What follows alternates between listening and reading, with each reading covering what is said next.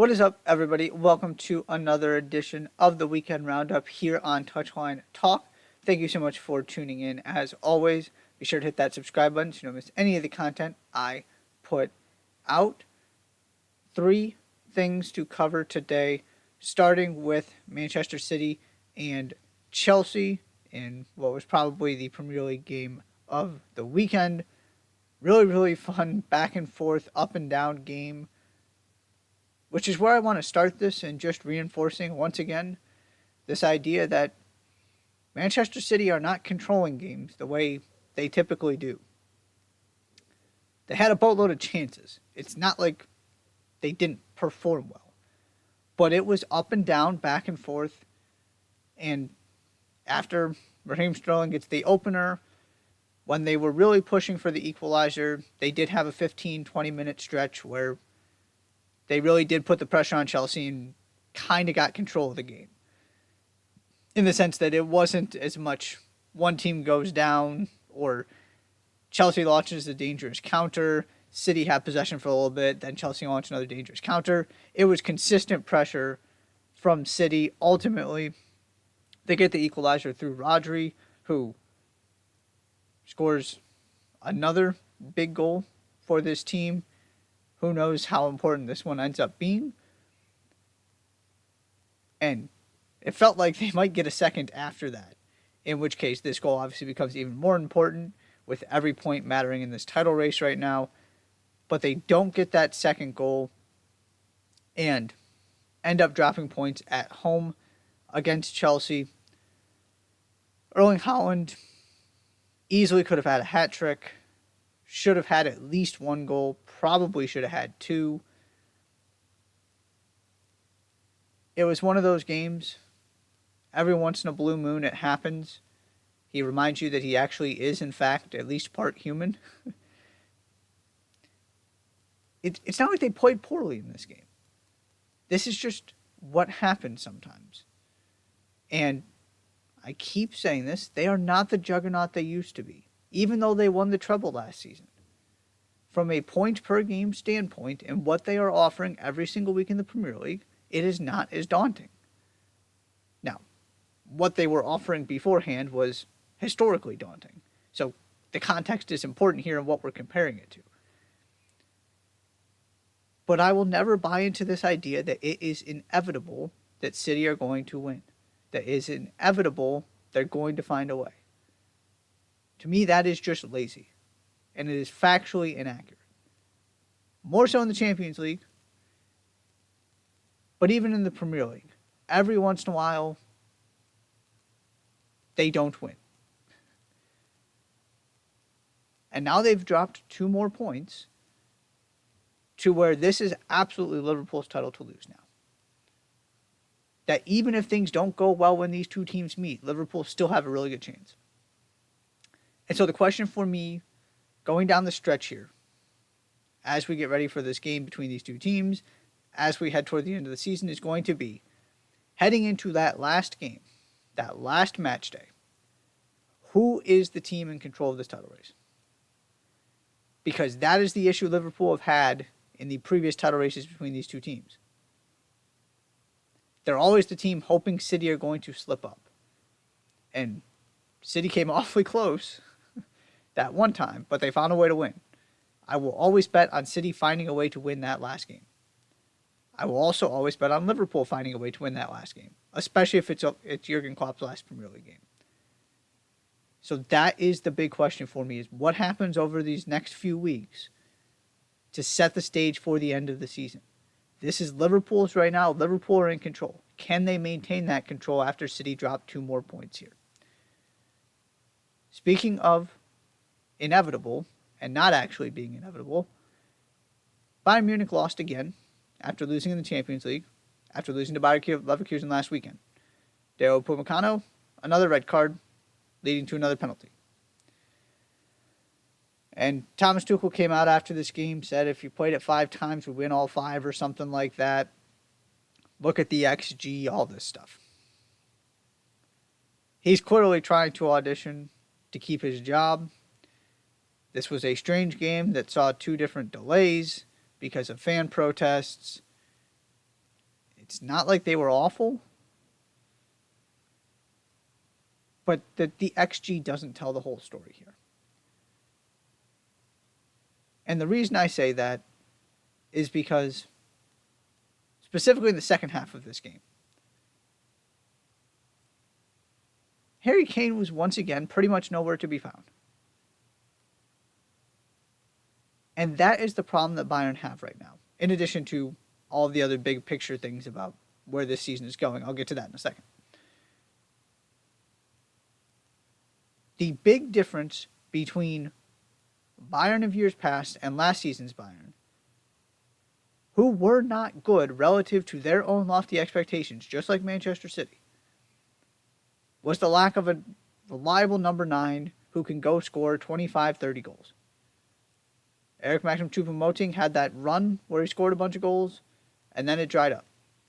Because he's not Robert Lewandowski, he's not Harry Kane. They are not the same team without that number 9. That's why they went and got Harry Kane, was to fix this problem. And he's been great this season, but it's not working right now. I don't think that's a coincidence that this is where Bayern are slipping.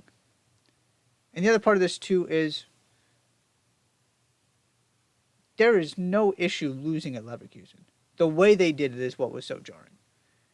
And then you go and you lose the first leg of the Champions League round of 16, and then you basically say goodbye to your title chances with this loss after Leverkusen take care of business and put the pressure on Bayern even more to just stay within striking distance, and Bayern can't do it. So now you're looking at, to me, their best chance is the Champions League. And they have work to do just to get to the quarterfinals. And nobody's picking them to win the whole thing. I don't see them catching Leverkusen because, quite frankly, Leverkusen is just a better team. This is a better Bayern team than last season. Don't get this twisted. But they are not doing what Leverkusen is doing right now. And they look a lot more like last season's Bayern team when Harry Kane isn't actually part of the dynamic here, isn't scoring goals, isn't even really a factor and involved in what is happening in the final third. And so he comes to win a trophy, and I don't see a path to them getting one this season. I fully expect they'll get one next season, somehow, some way. But they are, in the span of, I believe it was 9 days, they went from might be able to win the league, fresh start with Champions League knockout stage, to say goodbye to the league and in real danger in the Champions League. If they had just won one of these 2 games after Leverkusen, or come away with a draw against Lazio, you would have just felt so much better that, okay, one of these 2 things isn't going well, but if they can stay within 5 points in the Bundesliga, maybe we've got a chance. We can at least put some pressure on Leverkusen, make them earn this title. Or, okay, the league might be gone, but we're doing all right in the Champions League. Maybe it's one of those weird seasons where we can find a way to make a run, give ourselves a chance to win it. That might still be the case because they can come back in the second leg. But all of the confidence and just the hope that we can rally in the end of the season here and go get something done and go make a real challenge for a trophy pretty much is dissipated. Not that it's totally over, but the path to silverware looks an awfully lot more complicated than it did just a few days ago. Finally, wanted to touch on the MLS referee situation real quickly with the lockout officially underway. This is one of the ramifications of bringing Lionel Messi into your league. And I don't mean that as a criticism. Of course, it's a home run. If Messi wants to come play, you let him play. But there are some unintended consequences here that we are finding out during this preseason that I want to talk about for a second. And I'm bringing this up particularly with the referees because, of course, MLS is presenting Messi as its season opener on Wednesday. And there are, barring an unexpected turn of events, going to be replacement referees officiating that game who have not been trained and have no experience refereeing MLS games. And you have all these people around the world tuning into this.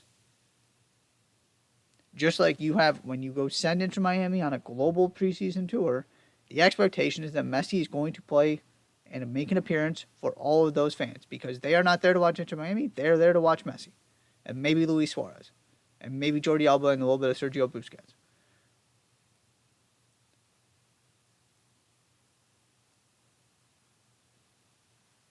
And so, from a negotiating standpoint, if this is a train wreck, whether it's the Inter Miami game or just the opening weekend, MLS might just have to go give the referees whatever they want. Because you can't have this continue with Messi in your league. This is not a decade ago where people weren't really paying attention and you could get away with replacement referees for a little bit. To me, this is much more like when it happened in the NFL. And it became very clear very quickly that was not sustainable. We're going to have to see how this goes, though. Because it's just a question of leverage. If they manage just fine, there are no major complaints, then the referees are going to have to decide whether they're going to stick this out or take less than what they want and realize it's not that big of a deal. And continuing on to that, I also want to make this abundantly clear. The idea that somehow refereeing is going to improve by taking the MLS refs out of this is ridiculous. They are flawed human beings, and they are the best refs in this country. Don't think for a second this is going to make it better. The question is, how much worse is it going to get? And if it's a disaster, the refs have all the leverage. They can just sit there and go, we're not coming back till you give us everything you want. Feel free to have all of these high-profile players in this league that's continuing to grow and get better and better with this terrible refereeing for these people who aren't supposed to be here and are unqualified. Or MLS can come back if it's going well and say, see, the drop-off isn't that bad. We don't really need you all that much. You're going to do this on our terms. By the way, 95.8% of the referees voted against the proposal. The agreement that had been in place that then needed to get approved in order for this negotiation to end and this lockout to be avoided. 95.8%. It's not like this was a tough decision where a lot of people were in favor and they just couldn't get quite enough votes across the line. It was a resounding defeat when it actually went to the refs, which tells me there's a long way to go here. So either we're going to wait this out for a while, or it's going to be so bad at the beginning of this season that MLS is just going to have to cave.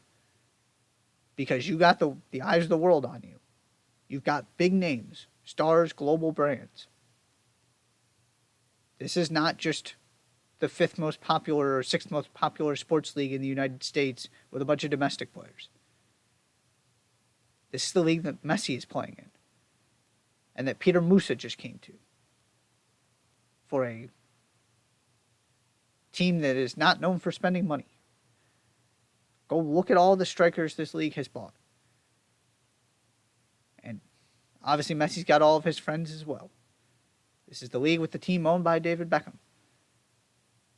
Ricky Puig. I know it's not the Premier League, it's not a top 5 league, I get that. But it is becoming a global brand, and Messi solidified that. You got to make sure that everything else is delivering on that level too. Or else it's going to be hard to take MLS seriously. And it goes back to what happens when Messi's gone. This is your chance to capitalize.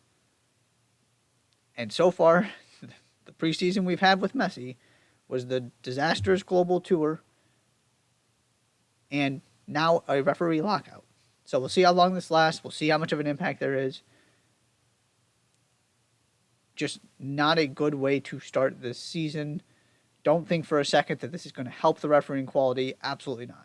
The question is, how much of a price is MLS paying for not being able to reach an agreement with its referees before the season starts? That is all for the weekend roundup. Thank you so much for tuning in. As always, be sure to hit that subscribe button, and I'll see you next time.